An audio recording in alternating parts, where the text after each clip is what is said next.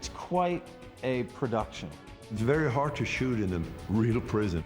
This is an old place. There's a lot of prison history here. But the actors actually worked in this 3.5-foot distance between the bed and the wall to get a light into somebody's eyes, along with the cameras and the people and the sound man and the boom, is almost a geometric problem.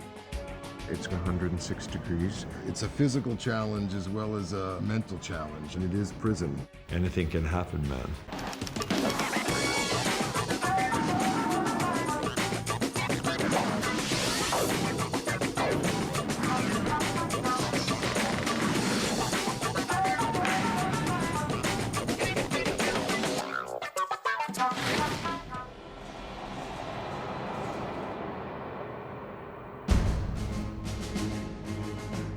Prison Break is a story about two brothers, one of whom is in prison on death row.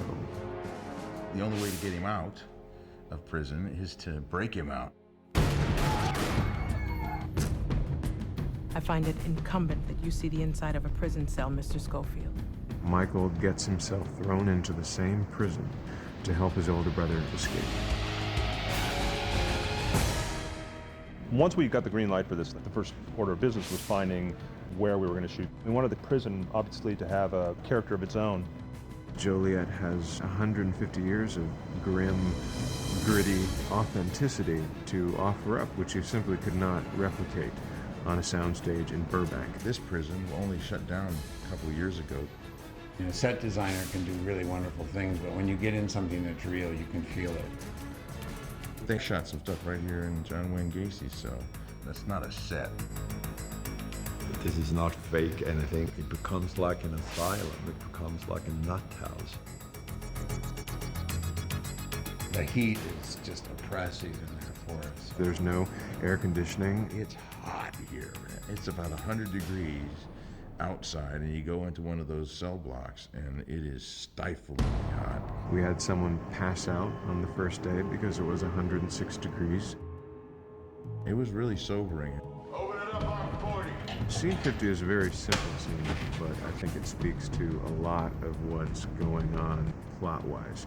Michael starts to test the new tool that he got in the preceding episode that's going to unlock the wash basin that's eventually going to be his way out of the cell. Open on 40. Officer Bellick, who has it out for Michael's character, is in fact on his way to the cell, and if he finds that one screw on the floor, the whole plan goes, down the crapper. Haywire, get in here. And he's there to introduce Haywire. My new cellmate is fresh from the psych ward.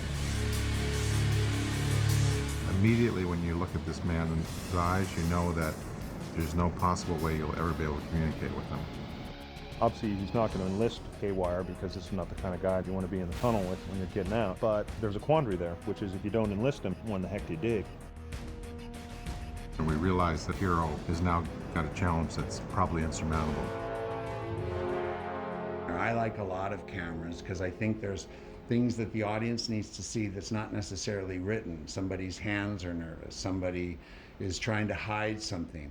The way somebody looks or glances. Everyone's pinched in there pretty darn tight. You were often elbow to elbow with your neighbors trying to film complicated scenes. It's hard to shoot small places in small places. It's brutal. You can only fit 2 people and maybe 1 camera and an operator, and it's very hard to shoot. To get a light into somebody's eyes is almost a geometric problem where something would fit along with the cameras and the people and the sound man and the boom.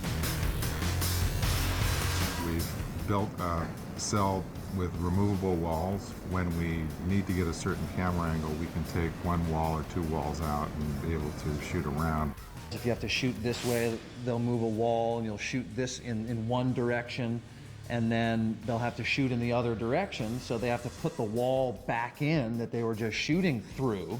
I've tried not to take the walls out where I can. We did take out the back wall so the camera had some space, but the actors actually worked in this 3.5-foot distance between the bed and the wall and the bar is closed. You see me with a book, and yet I've got a makeshift Allen wrench.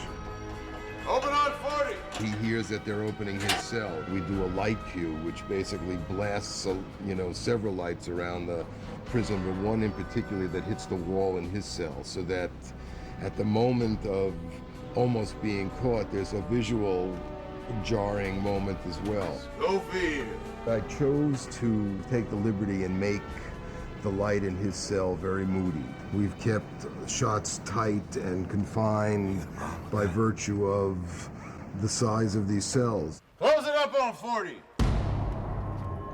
We decided to condense the scene, collectively as a group. The scene used to be carried by Haywire's dialogue. We had scripted it that he comes in and they have a very long conversation. I don't want to see this, I don't want to hear that, and I don't sleep. At this point in the series, we'll have already encountered a number of players in the prison. Heard you were D.B. Cooper. It's better for me to owe you one in here than it is for you to owe me one. A lot of things are running through me in this prison. I'm pretty powerful inside here. They come at me, John. I'm coming after you. I doubt it. And there have been a number of conversations about, okay, we have an antagonism here between us. Here's what's wrong with you, and here's what's right with me. And so it felt a little bit the same to us. And what we thought would be far more unsettling would be not a character who's going to threaten him or anything like that, but rather the character that says nothing. Open on 40! Schofield! Found you a new cellie. As luck would have it, I found him in Psych Ward. You're the only guy with an empty tray, so... Psych ward. You got a problem with that? Because if you do, please, feel free to drop it in my suggestion box here. Well, I'm proud of the way it looks, I don't feel like I've compromised what I would be doing in a feature film. Haywire, get in here! Each scene to me is like a story. Every scene sort of has a beginning, a middle, and an end. And there's all sorts of good stuff that happens in there, and how much you're allowed to tap in the details is sort of the beauty of this show. Close it up on 40! It has the potential of becoming something special. It's really an integral scene to the whole piece. Oh, Schofield, don't make eye contact with him. Hopefully you'll get a taste of the tension and the danger that I think will define this series.